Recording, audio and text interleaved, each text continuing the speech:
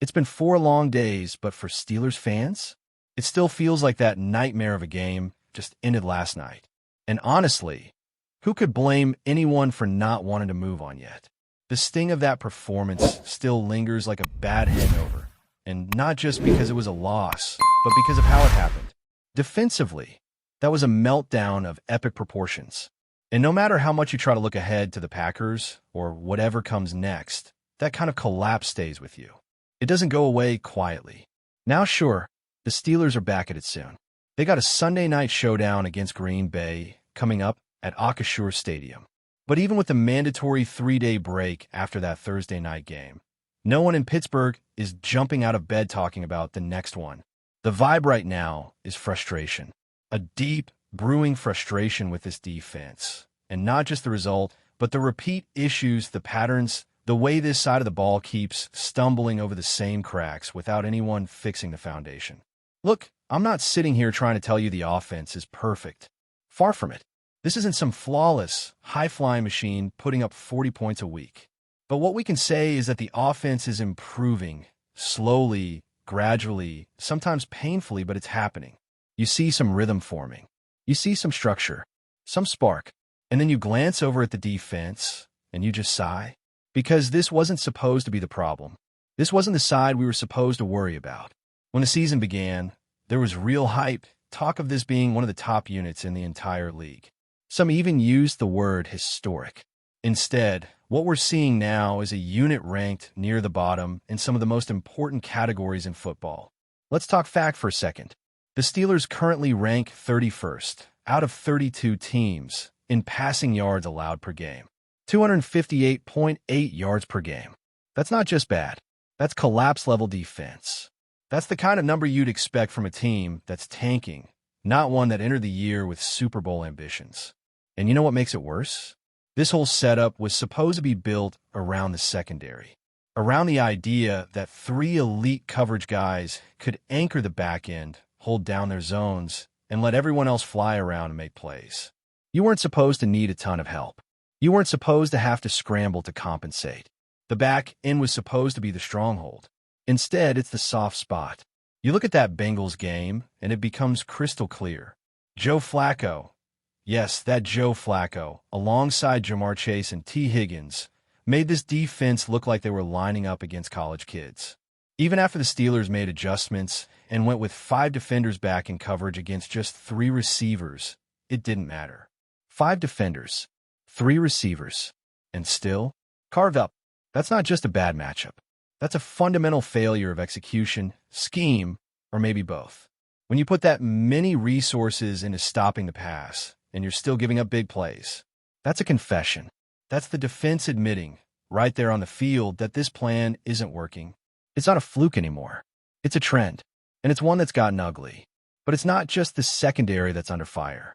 Let's talk about the run defense, too, because that's been another mess entirely.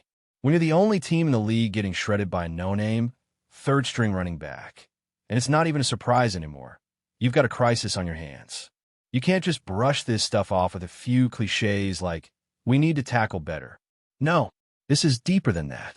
This is about personnel, about roles, about a rotation on the defensive line that just isn't producing. It was a Thursday game, sure. Maybe there was a lighter game plan. Maybe some veterans got a little extra rest. But even that doesn't excuse getting bullied at the line of scrimmage like that. Guys just aren't doing their jobs. That includes Keanu Benton, who's clearly struggling. But let's not act like he's the only one. Across the board, the run-stopping effort is soft. The gaps aren't being filled. The angles are bad. The pursuit looks half-hearted. And if that means it's time to make real changes, surprising changes, then make them. Shake up the depth chart. Shift roles. Pull a name out of nowhere if you have to. Just do something. The offense got that treatment. The offensive line had adjustments, and slowly, it's showing improvement. Why can't the defense get the same energy? Desperation. That's what's missing. That same do-or-die urgency the team had when they were trying to fix their own run game. Where is that now, when they're the ones being run on? Where's that fire? And here's the third, maybe most uncomfortable point in all of this. And I know this one probably won't change anytime soon, but it's got to be said. Someone needs to step back and ask the hard question. Is this about players? Or is this about coaching? Because if you take a step back and look at the names on this defense, the resumes, the talent, the supposed upside, it just doesn't line up with the results. 31st in the league with this group? That's not a coincidence. That's a red flag. A flashing, blaring, can't ignore it red flag. Now when we say defensive coordinator, we already know we're not just talking about one person. This is a combo act. Terrell Austin, yes, but also Mike Tomlin. This is his team. This is his side of the ball. He's involved heavily. Always has been. And that's why the scrutiny has to go all the way up the ladder. You can't just pin this on the players. Not when it's been this consistently underwhelming. Not when the issues are this systemic. We've all seen the commentary, the breakdowns, the numbers. This isn't some loudmouth overreacting. The criticism is fair. The tape backs it up. So how does this get fixed? That's the million-dollar question right now. Because if you go back to the offseason, to training camp, to those interviews where the head coach was hyping this group like it was on the verge of greatness, what changed? How do you go from calling it potentially historic to having one of the worst defenses in the entire league? It's not just about missing a few tackles. It's not just about one busted play. This is about philosophy. It's about planning. And yeah, it's about leadership too. Because if things keep trending in this direction, if the defense continues to be a liability rather than a strength, someone's going to have to answer for it. And it won't be enough to say, we just didn't execute. That's not going to cut it. And hey, I get it. I'm not Bill Belichick or Chuck Noll. I'm not pretending to be some football genius. But you don't have to be to see that something's wrong here. That there's a disconnect between what this defense was supposed to be and what it actually is.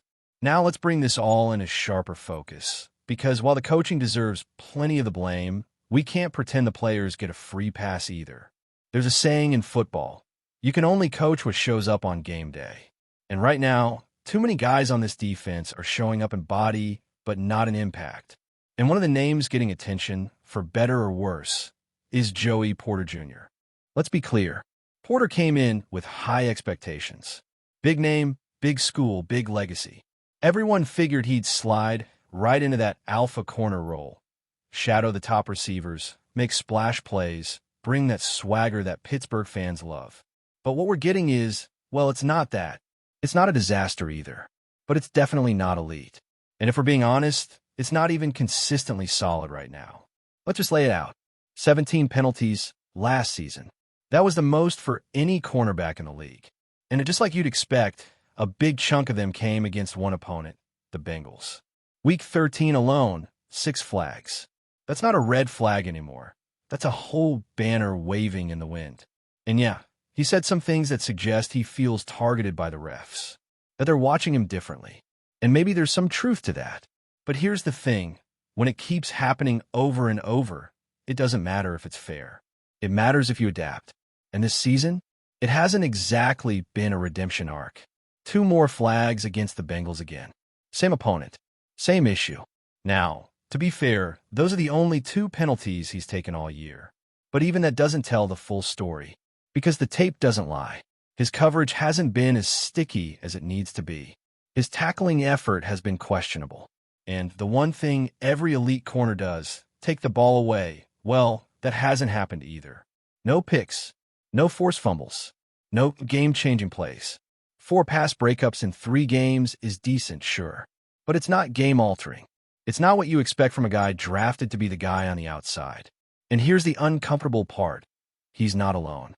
This isn't just about one player not living up to expectations. This is about a group, a defense that was sold as elite, playing like a unit completely out of sync. Because you can't tell me that this defense lacks talent. Go down the list. You've got household names, first-round picks, veterans with playoff experience. But what you don't see is a group playing as one. You don't see chemistry. You don't see communication. And most of all, you don't see accountability. Everyone's looking around, waiting for someone else to fix it. And this is where leadership comes in. This is where the veterans are supposed to pull guys together and say, enough is enough. This is where coaches are supposed to challenge their players, adjust the game plan, throw out what isn't working and find something that does. But instead, it feels like we're stuck in neutral. Same personnel, same scheme, same outcomes. What makes this even more frustrating is that we've seen flashes. We've seen quarters, even halves, where the defense flies around, makes stops, gets off the field. But then something always breaks. A missed assignment, a blown coverage, a missed tackle, and suddenly a no-name back is sprinting for 20 yards or a backup quarterback is throwing into wide-open space. That inconsistency is the killer. Because when you look at a defense and you know they can be good, but they just won't be good for long enough, that's maddening. That tells you the pieces are there, but they're not being put in the right places or prepared the right way. You can't have it both ways. You can't say this group has the talent to be top 5 and then sit back while they hover around the bottom of every meaningful stat. And don't get it twisted. The offense hasn't been perfect, but they've at least earned the right to say they're improving. When the Steelers started making offensive line changes, trying different rotations, different combinations, it wasn't just about plugging holes. It was about accountability. Performance mattered. If you didn't show it, you sat. If you couldn't execute, someone else got your reps. Why can't that same standard apply on the other side of the ball? If a defensive lineman is getting washed out of every run play, rotate him. If a linebacker can't fill gaps or shed blocks, sit him down. If a corner is constantly getting flagged or beat off the line, give someone else a shot. Because right now, the message being sent is, just keep doing the same thing, and we'll keep accepting the same results. That's not how you build a championship defense. And here's the reality that fans already know: time is not on their side. This isn't the beginning of the season anymore. This is the stretch where real contenders separate from a pack. This is where teams start to figure out who they are. And if this defense doesn't start showing something, anything resembling a turnaround, then this team's ceiling drops dramatically. You can't keep leaning on what-ifs and potential. You need production. You need stops. You need to be the reason your team wins, not the reason they keep getting pulled into shootouts or blown leads. And that starts with ownership, not the guy in the front office, but the players themselves. It's on them to demand more. From each other, from their coaches, from the standard they set when they put that jersey on. But before we dive in, don't forget to subscribe to Steelers Nation Central and hit the like button on this video. Your support helps us keep bringing you the latest updates on the Pittsburgh Steelers. And don't forget to share your thoughts on the news in the comments below. The NFL rumor mill is heating up, and if the latest whispers prove true, Pittsburgh Steelers fans have plenty to be excited about. Word on the street is that BUDDA Baker, one of the league's most dynamic safeties, is heading to the Steel City. While nothing has been confirmed through traditional channels, insiders suggest that Baker's arrival could immediately transform the Steelers' defensive backfield. Sources close to the organization hint that the team has been quietly working behind the scenes to bolster a defense that has shown flashes of brilliance, but lacked a true vocal leader in the secondary. Baker, known for his versatility, instincts, and relentless energy, fits the bill perfectly. He isn't just a ball hawk. He's the kind of player who elevates those around him, commanding attention pre-snap and rallying teammates in the huddle. The notion of Baker patrolling the Steelers' secondary has already got fans imagining big plays, turnovers, and game-changing moments that could swing tough matchups in Pittsburgh's favor. Speculation has been mounting since the end of last season, when the Steelers' front office reportedly indicated that defensive leadership was a priority in free agency. Baker's name quickly became a fixture in chatter among insiders, and now that the whispers have intensified, many believe this is more than a pipe dream. The buzz isn't just about stats or coverage skills.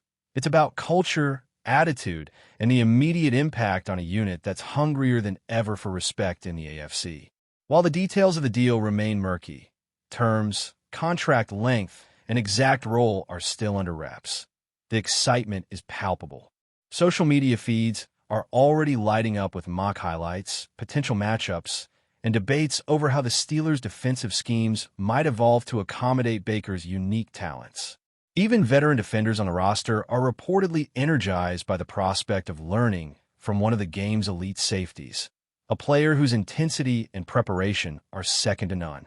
If this rumor proves accurate, it would signal a statement from the Steelers, a commitment to reclaiming dominance in the AFC North and redefining a defense that can make opposing quarterbacks think twice. Buda Baker in black and gold might just be the spark this team needs.